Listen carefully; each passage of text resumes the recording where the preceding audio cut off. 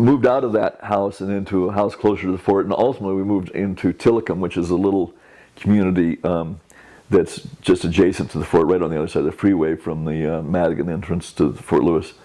And we lived in houses in the community there, and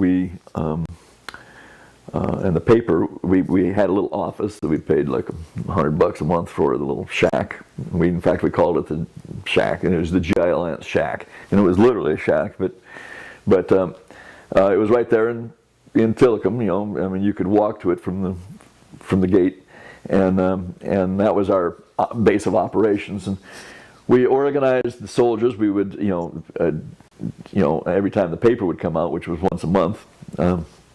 We'd try to time it so it would come out at payday. In those days, guys would get cash money, and then they'd go to the bank and deposit their money or whatever, and so there'd be long lines of people. There was no ATM machines or any of that kind of business in those days, and so they had to stand in line at the bank, which was off base in Tillicum there. And so we'd always get a pretty girl to stand there and sell the paper, and the guys would buy the paper for donations, but a lot of times they'd like throw a $10, or they were flush. They were getting their $100, and if they gave us $10, they didn't even think twice about it, and we had enough money then to publish the next issue, you see.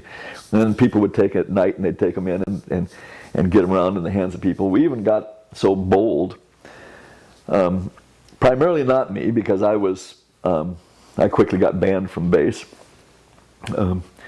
But the GIs themselves, we got so bold that the soldiers would go out on bivouac, which is kind of like when they go out in the field and they're camping and they're doing their army thing. It's kind of like a camping trip for soldiers, right? You practice being out in the fields and do trainings.